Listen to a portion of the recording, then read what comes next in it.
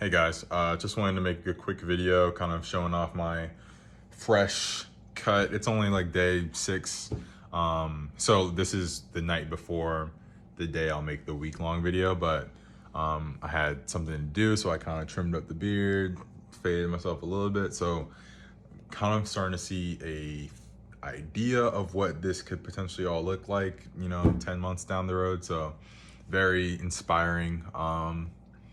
I'll mention this in my full video, but I'm currently got my donor area caked up with ointment, so I'm just letting that sit and heal. Scabs about to fall off, but yeah, this doesn't need to be a long video. So, but yeah, peep the fresh cut. Did it myself. All right, how's it going, guys? This is day 7, so officially 1 week post-op for my hair transplant in Istanbul, Turkey. 4,000 grafts from the back of my head, 5,000 or 1,000 from under my beard for a total of 5,000 grafts. $2,200. So Asli Tarcan.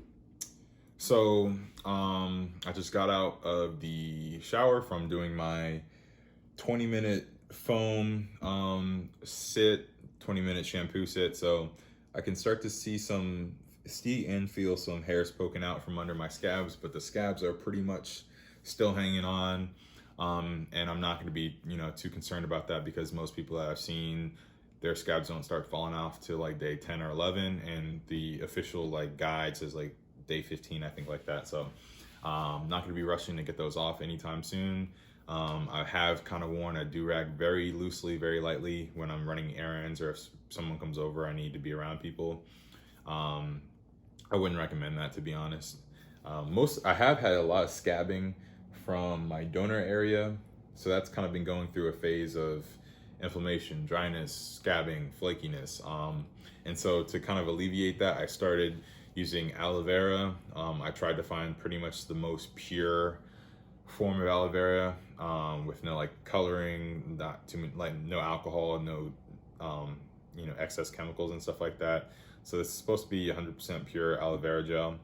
And this has helped a lot with dryness and inflammation. It's very soothing. I have noticed that once it's, kind of been soaked in and stuff like that, hours later, it does leave my head pretty dry and needing more. And also, I think from day like 4 to 5, the scarring of like the actual dots the dots from the extraction has become more pronounced in the last few days.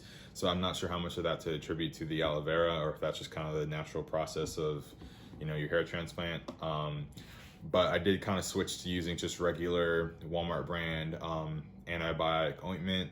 Bacitracin is the main ingredient. And this helped a lot, especially under my beard, but also on the back of my head. I kind of left it caked on overnight, and I woke up with, some pretty good healing. It's not as flaky, it's not as dry, feels more healthy. So I would probably recommend this over the aloe vera. And then I picked up some knockoff brand Claritin. I haven't had too much itching at all, but most people in the comments have kind of said that, you know, the itching will come. So I, you know, and I believe that. So I picked it up just in case to have it at the ready. Got the Walmart brand for both of these. This would be $10 in the Claritin like name brand, but it was like $3. But it's the same active ingredients, same dosages for each of the ingredients. So and this was $3 versus $10 too, so $20 down to $6. Definitely recommend the knockoffs. Yeah, I'm not gonna make this video too long, but I am probably gonna attempt to knock down some of the hair in the spaces between the donor and the recipient area, so the spaces that haven't been touched at all. So like under here and like kind of around the top of my head. But if it gets too, you know, iffy and I start to touch donor or recipient area, or the hair gets everywhere, then I'll just stop. I'm not gonna bother too much with it. As you saw, I did kind of trim down, give myself a little taper just to kind of like feel good about this whole process. And one thing I will say, last thing I'm gonna say is, as the scabs have started to come off and the hairs have started to poke through, I can tell that there is a pretty decent amount of space between each hair. You know, when it's fully scabbed, it looks like you have really good density and that your hair's gonna be covered in hair. Your head's gonna be covered in hair. But as the scabs come off, you can really kind of see the distance between each hair. So that's fine. Maybe my hair will thicken up and curl up. And so that might alleviate some of the thinness or the lack of density. But either way, I'll probably end up going back for another procedure. So that's okay.